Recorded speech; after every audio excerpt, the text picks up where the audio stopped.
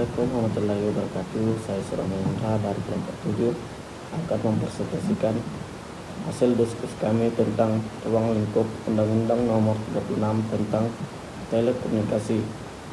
Dalam undang-undang ini yang dimaksud dengan telekomunikasi adalah setiap pemancaran, pengiriman, dan ataupun penerimaan dari setiap informasi dalam bentuk tanda-tanda, isyarat, tulisan, gambar, suara, dan bunyi melalui sistem kawat optik, radio, atau sistem elektronika lainnya. Alat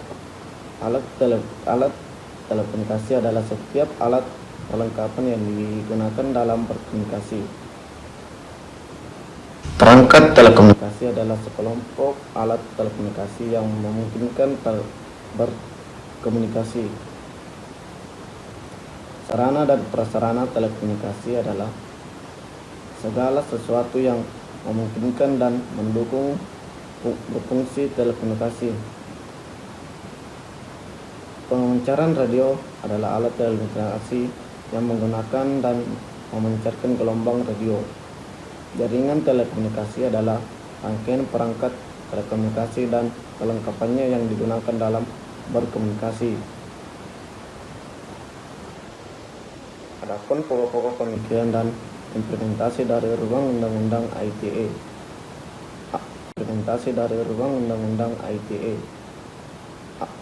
Pokok-pokok pemikiran. Abdul Manam menyatakan bahwa fungsi hukum yang diharapkan setelah diciptakan atau diubah melalui peraturan perundang-undang dengan menggunakan instrumen-instrumen antara lain standard of conduct merupakan standar atau ukuran tingkah laku yang harus ditaati oleh setiap orang dalam bertindak dalam melakukan hubungan satu dengan yang lain. As tool of social engineering sebagai sarana atau alat komunikasi mengubah masyarakat ke arah lebih baik secara pribadi maupun dalam hidup masyarakat. As tool of social control sebagai alat untuk mengontrol tingkah laku dan perbuatan manusia agar mereka tidak melakukan perbuatan yang melawan norma hukum, agama, dan kesusilaan.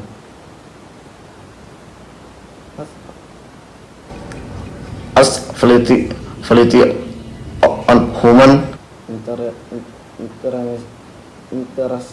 interaction, yakni hukum berfungsi tidak hanya menciptakan ketertiban, tetapi juga menciptakan perubahan masyarakat dengan cara melancarkan proses interaksi sosial dan diharapkan menjadi pendorong untuk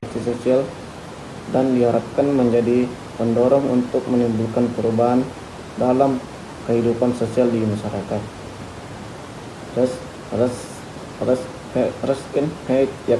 Yakni agar dalam setiap persoalan dan permasalahan yakni terjadi dalam masyarakat ada kepastian hukum untuk dijadikan pegangan oleh seluruh masyarakat. Berkaitan dengan dimensi perubahan hukum terhadap pendapat yang menyatakan bahwa masyarakat berubah dulu baru hukum datang kemudian. Sekian dari Assalamualaikum warahmatullahi wabarakatuh.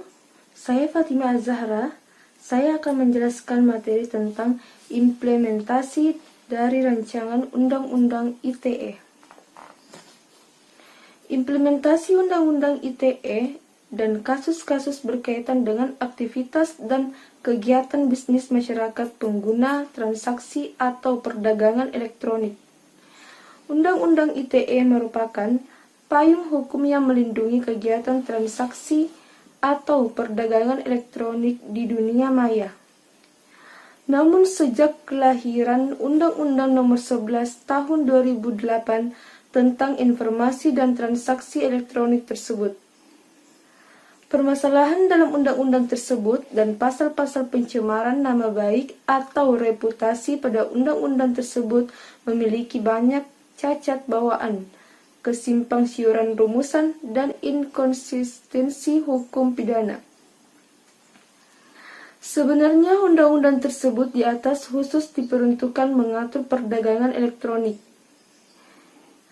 di internet, akan tetapi ternyata undang-undang ini ikut mengatur hal-hal yang sebenarnya telah diatur dalam Kitab Undang-Undang Hukum Pidana, khususnya tentang penghinaan dan pencemaran nama baik.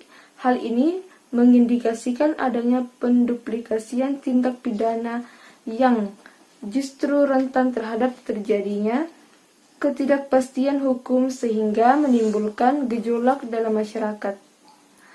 Duplikasi ini akhirnya dapat merugikan masyarakat sendiri karena tidak tahu perbuatan mana yang diperbolehkan dan tidak diperbolehkan. Menurut hukum, korban dari kekaburan rumusan pasal tersebut telah dapat terlihat, namun kejadian ini merupakan suatu hal yang positif dengan adanya reaksi sebagian besar masyarakat yang telah melakukan penolakan terhadap bentuk kriminalisasi. Peraturan Bank Indonesia tentang Internet Banking. Peraturan Bank Indonesia Nomor 1111 PBI 2009 tentang penyelenggaraan kegiatan alat pembayaran dengan menggunakan kartu.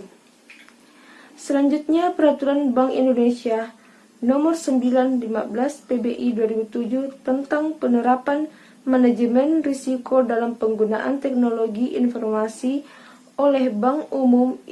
Penelitian ini merupakan penelitian replikasi dari penelitian sebelumnya oleh Restu 2014 yang meneliti tentang minat individu terhadap penggunaan layanan internet bank pada beberapa bank yang diteliti.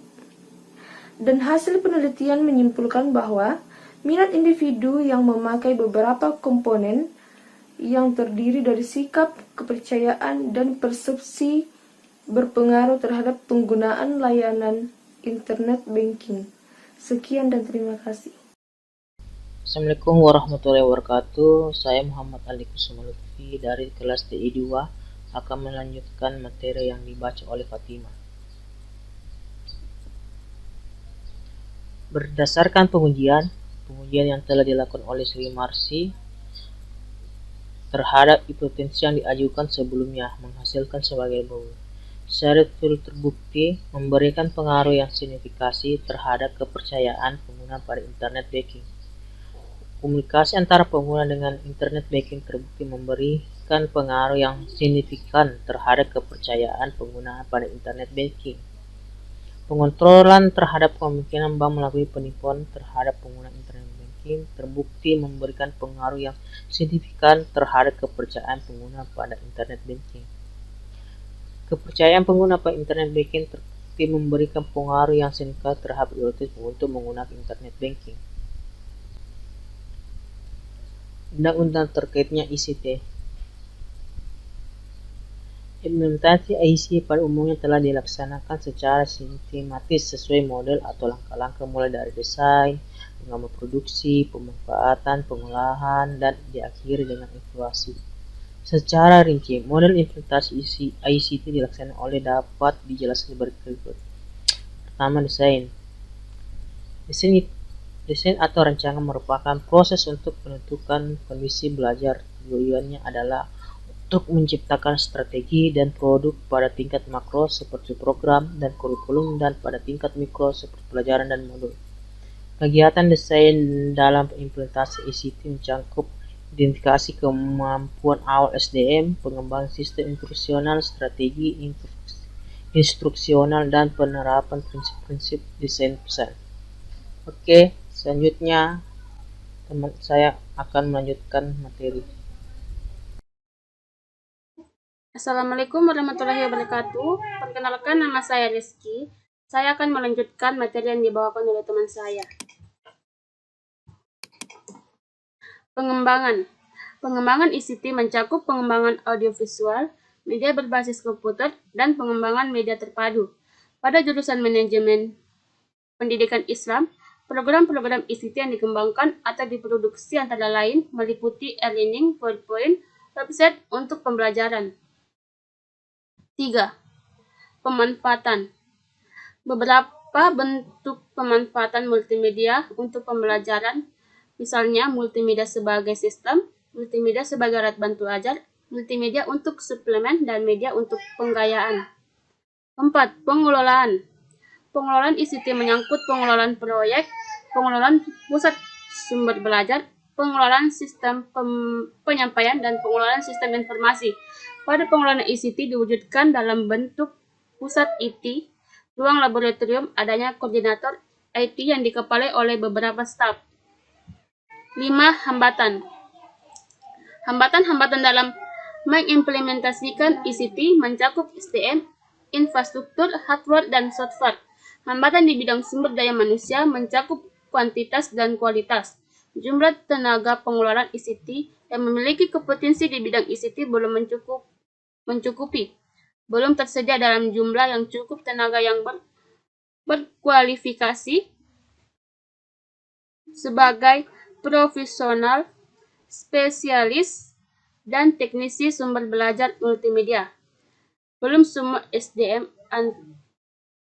antusias, termotivasi, dan memiliki kompetensi sesuai yang diharapkan untuk mengimplementasikan ICT dalam rangka peningkatan mutu pembelajaran.